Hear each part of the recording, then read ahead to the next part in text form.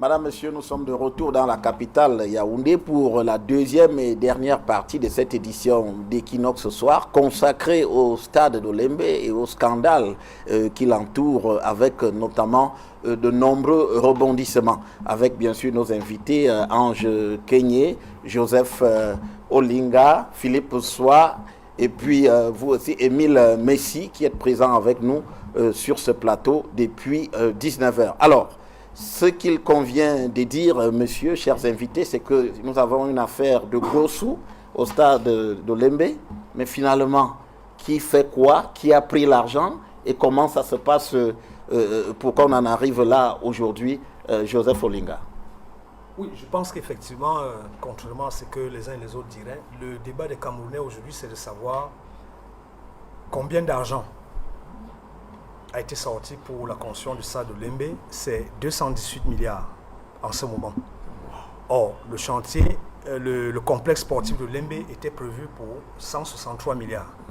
Ça, c'est des choses, c'est les questions sur lesquelles les Camerounais attendent des réponses, pas les commentaires que nous venons faire sur des plateaux de télévision. L'autre question que les Camerounais ont, c'est nous avons trois acteurs. Donc, nous avons le MINSEP, nous avons McGill, nous avons la Task Force. Qui est l'ordonnateur des paiements? L'ordonnateur des paiements, c'est le ministre secrétaire d'État de la présidence de la République. Le ministre d'État, secrétaire général de la présidence de la République. Tous les 16 de compte portent ses signatures. Je ne vais pas les prendre pour les amener ici sur le plateau, mais je pense que je vous ai montré quelques extraits avant cette émission, avant qu'on entre sur ce plateau. Hein? Je ne les amène pas ici, parce qu'on ne sait jamais. Le pays, il est dangereux. Bon. Comment ça a été payé? Ça, c'est une autre question que les Camerounais se posent. Ça a été payé de manière désordonnée. Parce qu'il était prévu que quand le stade et tout ce qui était inclus dans le stade, qui est la structure centrale, avait été fait, c'était ça la première phase. Quand ça avait été fait, ça coûtait 21 milliards, cette phase-là. Quand ça avait été fait, c'est là où on a engagé la deuxième phase, qui était les aménagements externes, donc les salles trucs et autres. Mais on n'a même pas fini la première phase, qui est celle du stade, avec l'hôtel à l'intérieur, avec le centre commercial, avec le musée, avec tout ce qui est... Il y a au moins 5 structures qui sont logées à l'intérieur de ce stade. Je doute même la piste d'athlétisme aujourd'hui, qui est même sur le terrain composant. Elle n'est pas à l'ordre du jour. Donc, mais quand même, on a réussi à payer 48 milliards sur 55 à quelqu'un qui n'a même pas fini la première phase sur 3. Ça, c'est les questions. C'est les questions que les Camerounais se payent. Bon, maintenant, le débat actuel, pour ma part, je vous l'ai dit tout à l'heure lorsqu'on sortait l'émission, le débat actuel est lié, en tout cas, c'est lui que les Camerounais veulent. Il n'est pas lié à tout ce qu'on dit là. C'est quelle était la chaîne de paiement? Parce qu'on a quand même lu une lettre de McGill où il indique au ministre des Sports et de l'Éducation physique qu'il n'a pas de compte à lui rendre. Il a parlé avec les plus hautes autorités de l'État.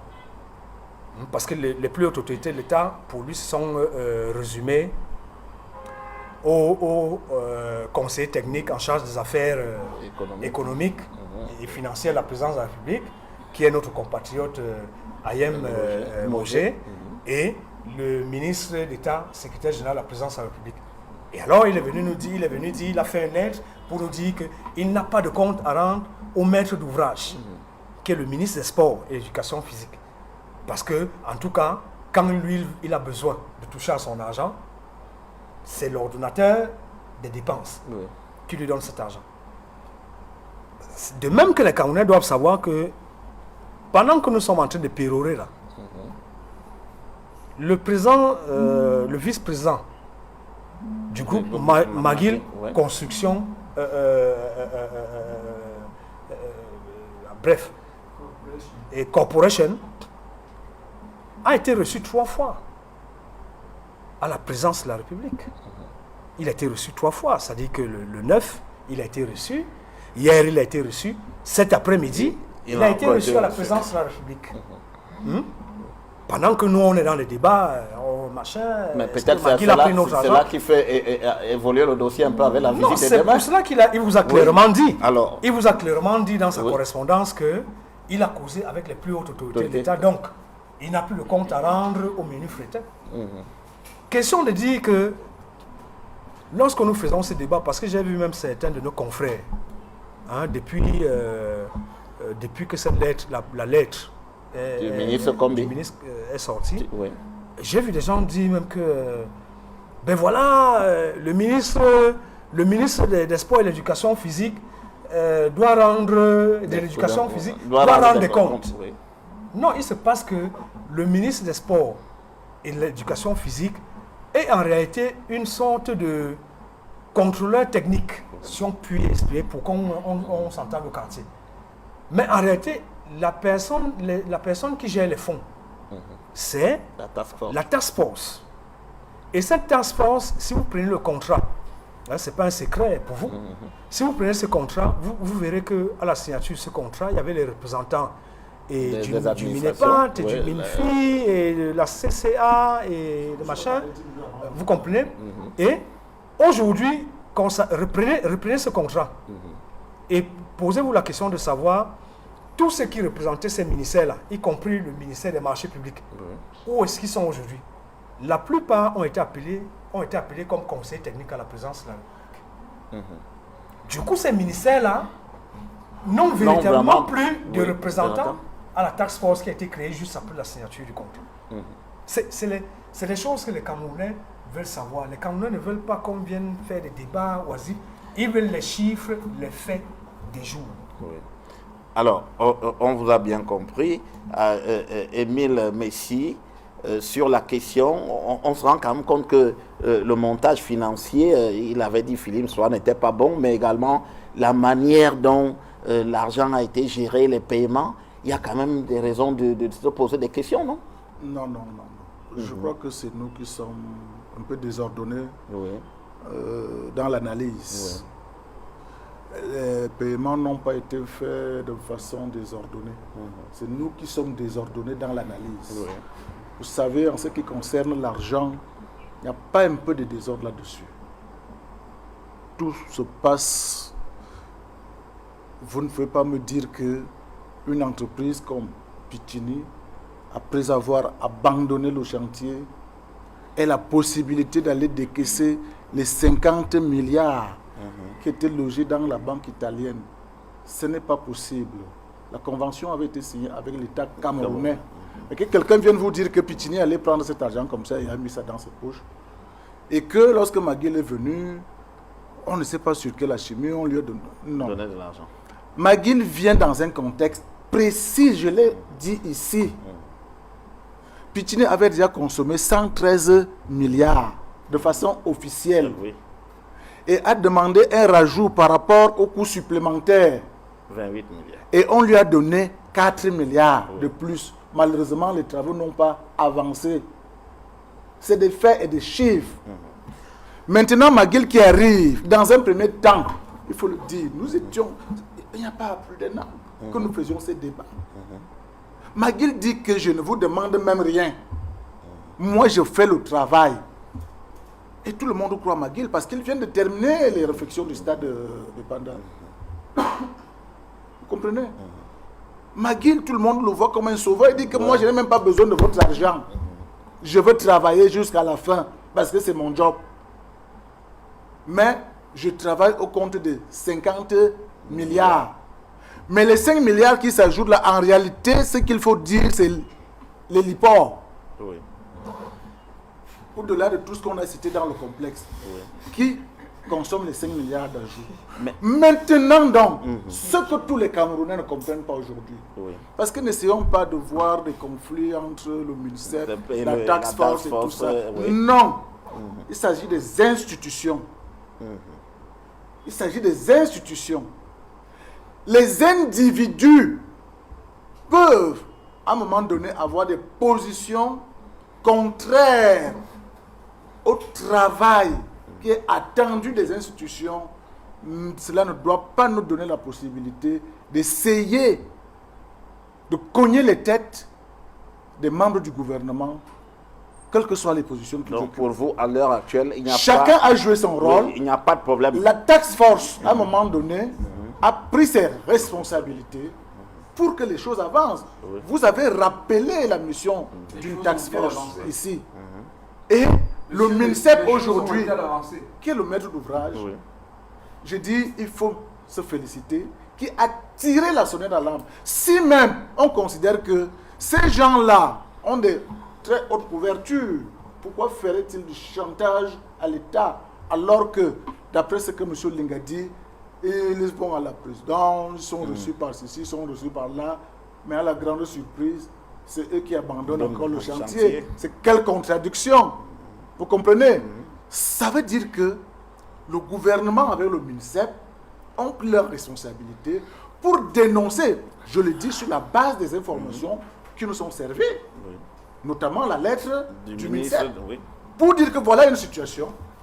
J'ai payé à hauteur de 48 milliards sur les 55 officiellement contractés avec McGill, mais à la grande surprise, sur les 10 points, par exemple, nous devions être à 9 sur 10 par rapport au paiement. Malheureusement, nous ne sommes même pas à 4 points. Mais c'est eux qui sont les premiers à abandonner le chantier. Qu'est-ce qu'il faut faire? Voilà ce que j'appelle tirer la sonnette d'alarme. Il faut féliciter le gouvernement dans son ensemble. Que de voir que il y a certains qui font ceci. Est-ce que l'attitude de McGill aujourd'hui, moi je ne dois pas. Je ne dois pas qu'il ce soit. McGill peut également avoir des raisons légitimes. C'est pour ça que moi je vous ai dit, tant que nous allons rester sous le joug des entreprises étrangères qui viennent chez nous, pas forcément pour notre bien, il faut le dire avec emphase, mais ils viennent se faire des sous. Cela veut dire donc que nous devons avoir également des comportements patriotes, des comportements nationalistes, que lorsque une entreprise, une première entreprise, une deuxième entreprise manifeste cette attitude irresponsable, disons-le comme ça, les Camerounais doivent dire non. L'État camerounais n'est pas un État voyou où le premier venu vient encaisser des milliards et partir. Moi, je dis une fois de plus, le premier contrat avec Pichini était à 163 milliards. Je viens de vous donner des chiffres. Mais des gens vous disent que tout le monde est à 200 milliards et autres là. Qu'ils nous amènent des preuves. Que de dire tout simplement qu'il y a eu des paiements désordonnés. Non, ça ne se passe pas comme ça. C'est des banques qui savent comment ils décaissent, qui savent comment ils payent. Ce n'est pas des questions que quelqu'un te dit que va à la banque ou bien je me présente, je m'appelle Pichini, donnez-moi 50 milliards, on sort des 50 milliards. Ça ne se passe pas comme ça. C'est ce que j'appelle de la manipulation de l'opinion. Pour dire que trop d'argent est sorti dans ce chantier et que voilà, l'État... Non, ce n'est pas de ça qu'il s'agit. D'accord. Alors, Ange Kenyé, votre réaction à ce sujet? Il y a trop d'argent qui a circulé et avec beaucoup de suspicions aussi sur la manière dont les paiements ont été menés. Ce qui amène de vifs débats.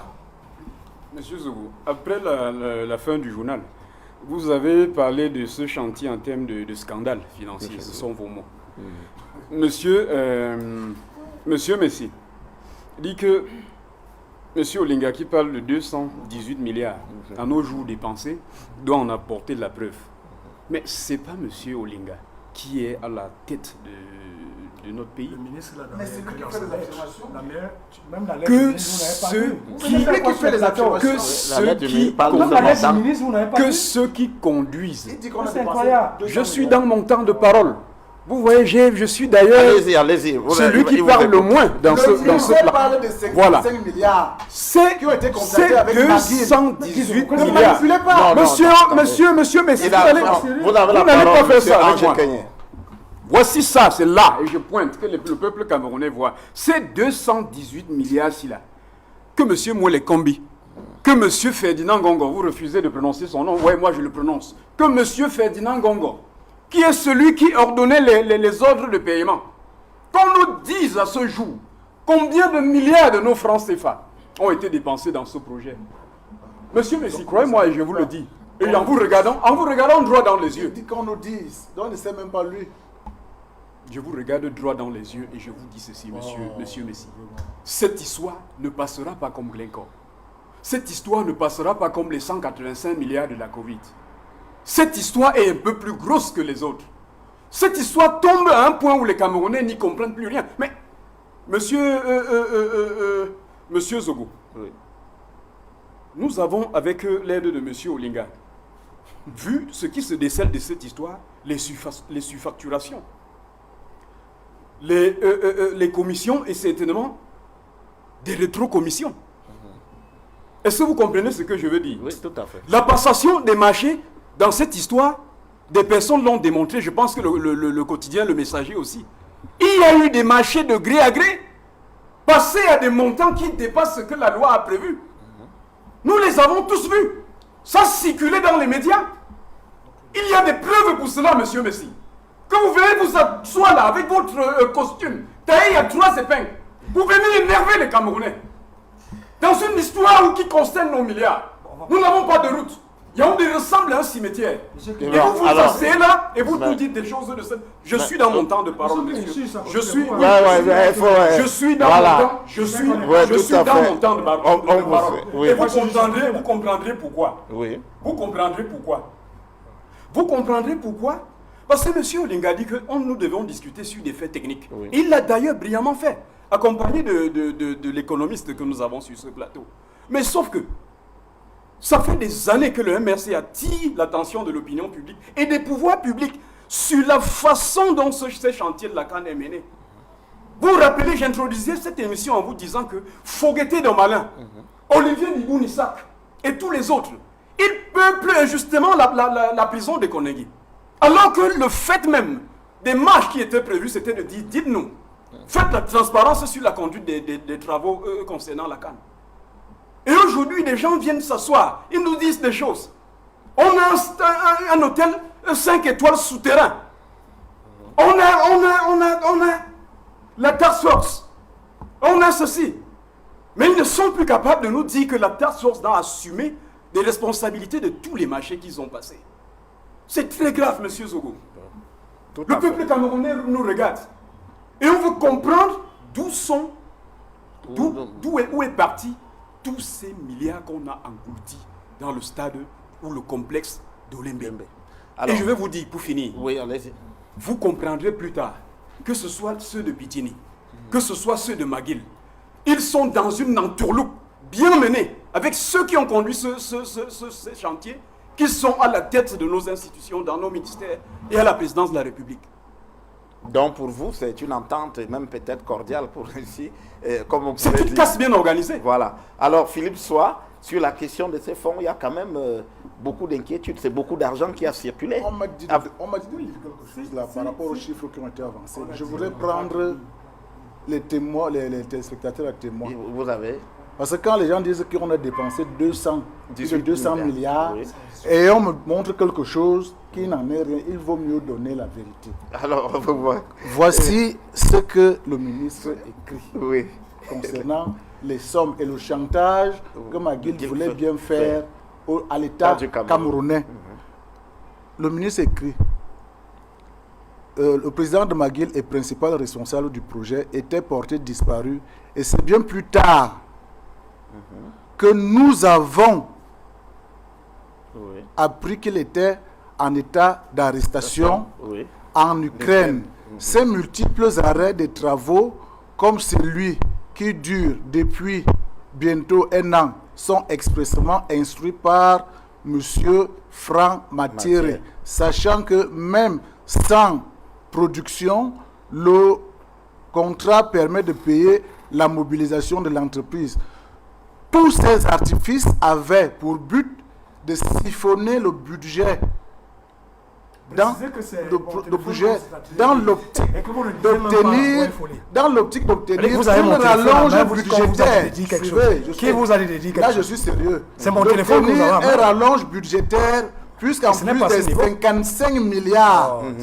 de 55 milliards, du prêt garanti, les coûts de la phase 2 évaluée par McGill se situe entre 65 et 110 milliards, ce qui pourrait porter le coût définitif du complexe sportif de Lombe à plus de 250 milliards. Oui, bien sûr. Il y a une nuance. Ce qui pourrait, Mais ça, c'est ce que Maguil demande. Qu'est-ce que c'est que dit? Est-ce que je peux avoir mon téléphone? C'est ce que j'ai tenu à dire. Mon téléphone d'abord, il faut qu'il soit en sécurité. Laissez-le-moi. N'accepte ce que Maguil exige. On sera 55 milliards à 250 milliards. Ça veut pas dire que l'État a déjà dépensé 250 milliards. Mon téléphone, je vous en prie. On va. C'est ce qui est écrit. Monsieur Soir, c'est pas possible. Non, on a compris. Alors, Philippe Soir, sur ce montant-là, le ministre, Émile Messi vient de nous rappeler justement dans la lettre du ministre des Sports cette inquiétude qui pourrait nous porter à 250 milliards au moins. Non, je vous dis toujours que pour l'instant, ni Maguil, ni le ministère des Sports ne doivent bénéficier de la présomption de bonne foi. Parce que le fait montre que si l'un et l'autre avaient respecté le cahier de charges, nous serions dans une situation autre. N'est-ce pas? En pareille circonstance, personne n'a évoqué ici un des acteurs dans la chaîne d'exécution des marchés en termes de travaux d'infrastructure, qui est le bureau de contrôle. Parce que c'est le bureau de contrôle qui vient après que le prestataire ait exécuté une tâche. Il vérifie parce qu'il a non seulement le cahier de charges, il a les spécifications techniques. Donc, le contrôle s'appelait AGIS. Oui, Jésus, n'est-ce pas? Aegis. Voilà. Aegis. Vous devriez faire c'est eux qui étaient chargés du contrôle. Qui sont la chargés, piste, en fait. n'est-ce pas? La piste d'athlétisme, par exemple. Ça n'a pas été fait. Vous la faites, mais vous devez la faire suivant certaines normes. Et c'est le bureau qui l'établit. Et c'est sur la base de son rapport que le maître d'ouvrage peut maintenant procéder à la réception de cette phase avant que le prestataire adresse donc le décompte. Voilà. Paiement. Mais on n'a pas beaucoup entendu parler de GIS. Donc, Non, mais lorsque vous entendez donc chacun... ça, la ce sont commission les réserves des recettes techniques, oui. c'est C'est GIS qui émet ses fait les réserves. 32 réserves. Ça devrait être là le cœur du débat Oui. entre le prestataire et le maître d'ouvrage. Mais si les deux s'entendent à ne pas tenir compte ou à ne pas l'inviter sur la table, ça, il y a déjà un premier avis. Le deuxième, c'est que moi, je suis moins porté sur les montants. C'est-à-dire que je ne dis pas qu'avec les Camerounais, si je dis que ça coûte 500 milliards ou pas, c'est important. Mais on peut être appelé à payer 100 milliards simplement parce qu'on n'a pas bien ficelé le projet. Au départ. Et pour le cas d'espèce, on a beaucoup d'incohérences du fait de ce que nous n'avons pas voulu faire les choses comme cela se doit. Et une des erreurs dans l'analyse serait de nous limiter simplement à c'est-à-dire à ce nouvel incident. Parce que pour ce projet, il y a différents incidents. Il ne faut pas oublier, avant Pichiné, qu'il y a eu un incident sur le site. C'est-à-dire que pour arriver sur le site d'Olembe, on a perdu 15 mois. Parce que les riverains... 15 mois, parce que les riverains disaient que, n'est-ce pas, pendant que certains prétendaient que non, mais ils avaient déjà été désintéressés. Et pour finir, l'État a dû désintéresser, soit une deuxième fois, soit une première fois, cette fois-là, qui soit la bonne. Voilà. Donc, ça, c'est un premier incident. Le deuxième incident, c'est celui des préfabriqués. Ce n'est pas, le stade ne devait pas, à l'origine, être construit avec des préfabriqués. Mais il s'est trouvé que, incident de parcours, pour rattraper...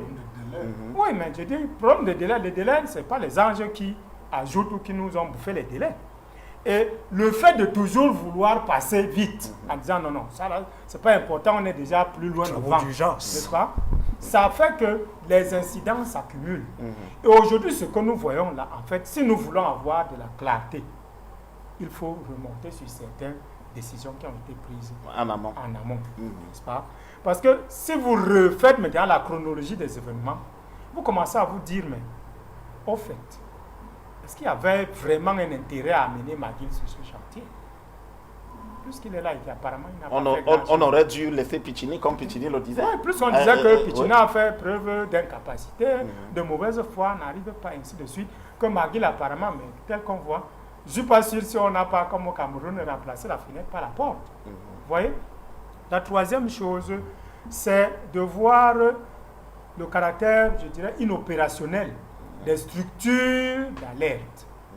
et de rattrapage pour ce type d'incident.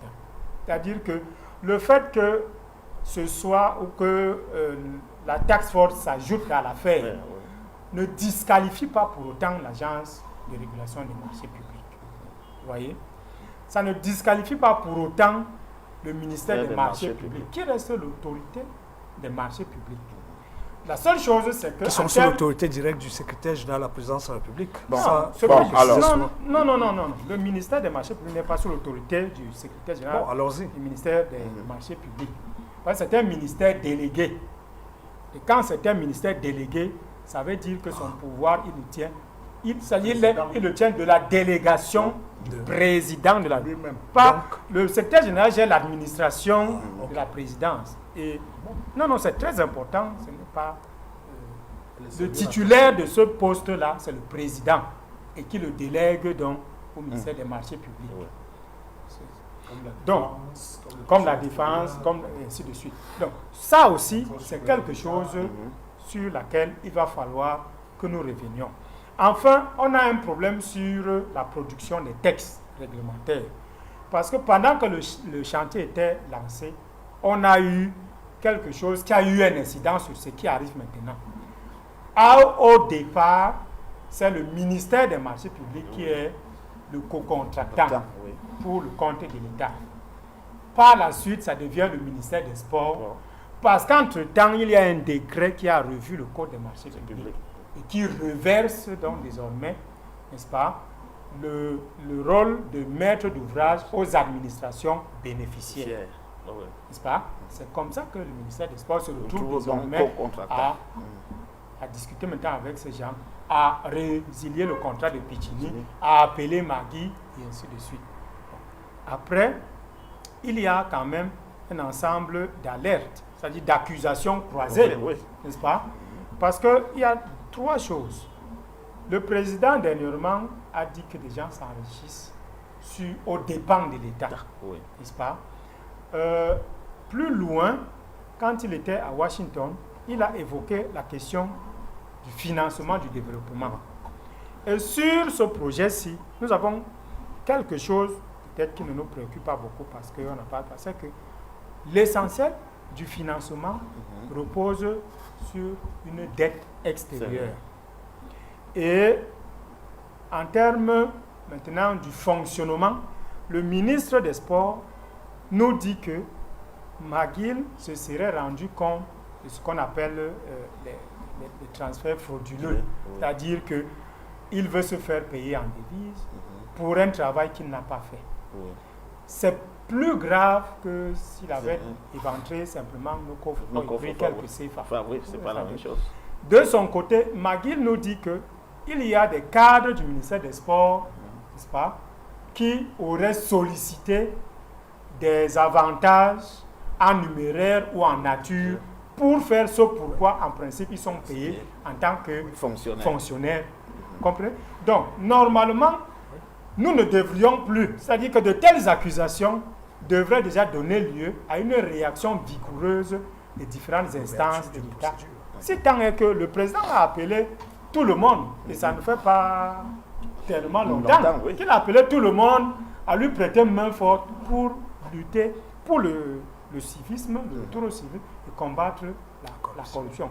Donc, que McGill ait fait plusieurs réunions avec les hautes personnalités, bien lui fasse, mais cela ne devrait pas dédouaner, n'est-ce pas, l'ouverture d'une procédure judiciaire sur ce dossier.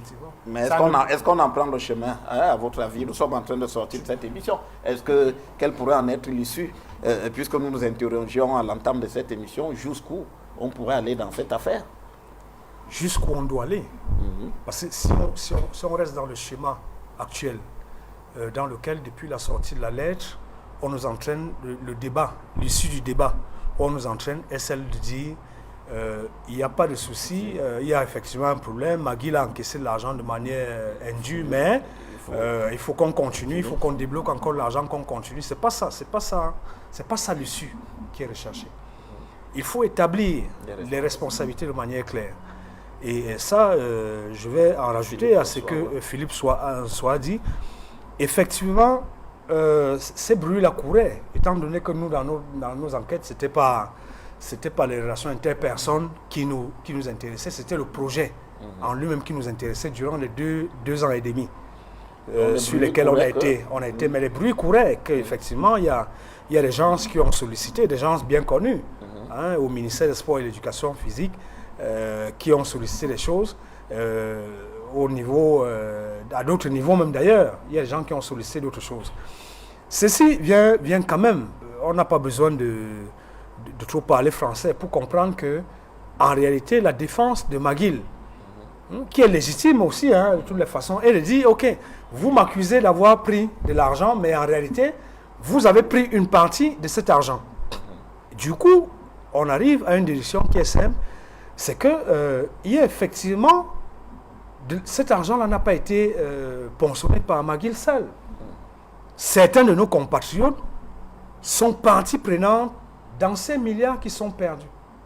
Alors, qui a pris cet argent? Où est-il? Quand est-ce qu'il a pris? Dans la chaîne de paiement, à quel moment est-ce que les gens prenaient cet argent? C'est ça le débat qui intéresse les Camerounais. On me dira que j'apporte les détails. C'est ça les détails qui intéressent les Camerounais. Parce que si on continue avec le débat selon lequel certains de nos compatriotes qui ont les mandats pour gouverner aujourd'hui font, c'est que Pitini a pris de l'argent, nous sommes au tribunal avec Pitini, il va rembourser cet argent. Bon, il n'y a pas de problème. McGill m'a pris de l'argent. On va aller au tribunal aussi avec McGill. Ils vont nous rembourser cet argent. Mais continuons d'abord. Cet argent, on va le prendre. Donc, si on rentre au plan social, en réalité, 218 milliards déjà consommés dans une affaire qui est à peine à un taux de réalisation de 50%. Ces 218 milliards, si on les avait mis dans une autre poche d'investissement, j'ai la faiblesse de dire que on serait en train de récolter déjà un peu ces 218 milliards. Donc, moi je suis de ceux qui pensent qu'il faut qu'on fasse attention à ce débat sur le scandale Olembe.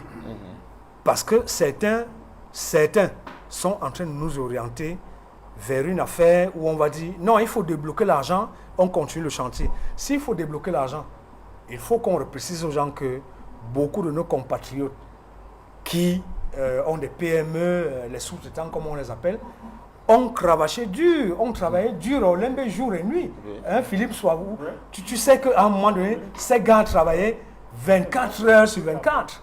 Et qui ne sont pas payés. Ils ne sont pas payés jusqu'à ce jour. Voilà. Non, j'ai dit que tous n'ont pas été payés. Alors, la preuve aujourd'hui, Razel qui est un sous-traitant, c'est à Razel qu'on doit le plus d'argent. Je crois que la facture de Razel est dans les 10 milliards, aussi à 10 milliards. Razel a été obligé de sceller les comptes de McGill pour avoir des paiements. Bon, ceux de nos compatriotes qui ont travaillé là-bas, qui n'ont pas les moyens de Razel et qui ont travaillé jour et nuit. Ça va être très Comment compliqué. ça va se passer avec Alors, Ange Kenye, oui, nous sortons de l'émission. Pour sortir, oui. Je dirais ceci, deux choses. Il faudrait auditer ce projet. Il faudrait qu'il soit audité. Et qu'en deuxième temps, que la justice s'ébranle. Il faudrait que ces prévaricateurs, ceux qui ont foulé au pied le peuple camerounais, rendent compte. Ça, c'est sans blaguer. Et je finirai en disant, nos amis qui sont en prison, vous voyez, vous avez eu le bon choix. Vous voyez, c'est la preuve aujourd'hui que vous étiez dans le vrai. Je finirai complètement en saluant M. Evina de Lamvila, militant du MSC à Ibolova, et le docteur Eric Djabon qui brigue la région du centre 1 pour nos élections internes. Nous l'avons eu sur ce plateau. Pour nos élections internes. Voilà, alors, Émile Messi. Non. Oui. Non. Je dis que, non. Vous savez, le débat est fini, monsieur. Le chef de l'État nous, on va aussi parler. a voulu vous allez démissionner peut-être demain. que les Camerounais, notamment la jeunesse, se souviennent de lui par la qualité des infrastructures sportives. Nous avons organisé une CAN. Ça a été le plus grand succès des CAN jamais organisées en Afrique.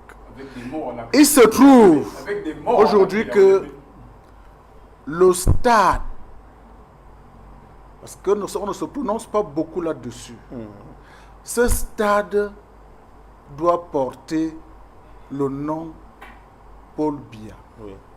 complexe sportif Paul Biya.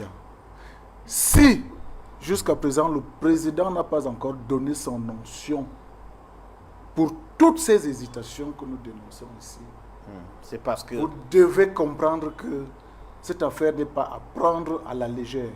C'est pour cela que c'est pas une sorte d'affaire à Baltros. Nous donnons la bonne information, c'est-à-dire que les gens ne profitent pas pour manipuler, pour des sommes d'argent qui ne sont pas sorties, qu'on dise que tout l'argent est sorti. Mais cependant, dans les signatures des contrats, s'il y a eu des Camerounais qui se sont mis en complicité avec qui que ce soit pour détourner de l'argent, parce que c'est l'objectif que je dis, reprenez encore le discours, le message à la nation du 31, ou alors des 2 derniers discours du 31 décembre, où le chef de l'État est revenu avec insistance sur la lutte contre la corruption, pour dire que ceux qui ont eu à prendre l'argent du contribuable, ils vont rendre des comptes.